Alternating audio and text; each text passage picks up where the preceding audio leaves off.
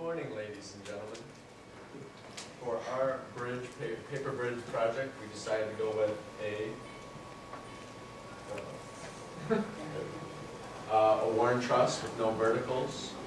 Worn trusses with no verticals, it kind of came about from British and European designs back in the mid-1800s.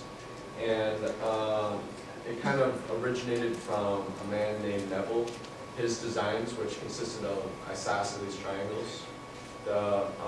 Basically, it was used for bridge infrastructure railway infrastructure and railway bridges back then. Warren design is different from Neville's because it consists of equilateral triangles, which is better for distribution of compression and tension about the bridge, which is better for supporting loads of more significant weight. How we came about this design? First, we kind of addressed this group of bridges right here, and one of the big factors we had to consider was cost. Kind of make it a real-world problem in that aspect. So, looking at this, we saw that Warren used the least amount of materials, and looking at research and history of it, it could support enough weight if it's secured tightly. So first we started out with the verticals up there in the upper right, or the middle right corner, and we decided to take those out, as you can see, as we ended up going with this design down here, just because of real world problem like costs and stuff like that. Why did we choose the Warren truss with no verticals? Well, it's easy to build, number one. It's cost effective, which is one of the most important, and it's sturdy. It'll handle the weight well and distribute it equally. So this is kind of how we went about making the bridge. So first we rolled some members and made sure they're very good, and then we kind of did the outside of the bridge, so the general side shape. Then went in and made the inside members.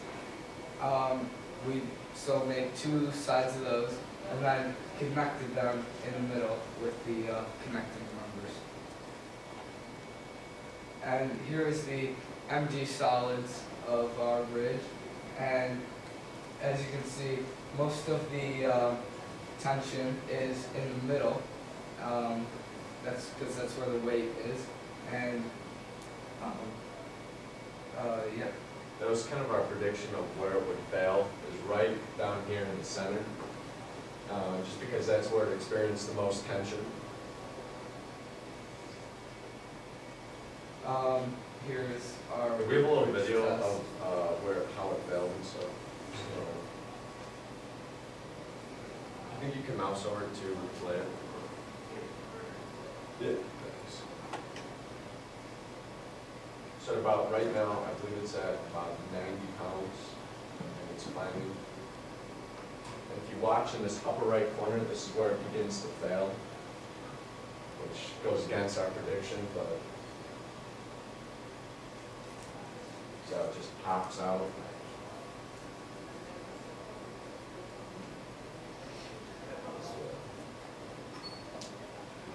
Weight is climbing, force. Starts to compress in.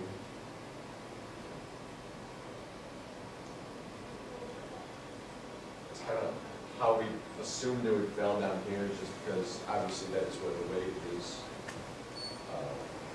most abundant, but it ended up failing up in that upper right corner, and that's where we assumed that it would fail at the bottom. So we, bottom middle, so we made sure that that was the most secure. And we left out the fact that it could fail in the upper right corners, and yeah, basically. And then this is after. So as you can see in the top right there, the number is broken out, and Our displacement was 0.348 inches. We held 141 pounds, and our bridge weighed 335 grams. And looking back, if we could do this again, we would put more support on the upper joints, wrap those a few more times, because obviously it can fail up there also.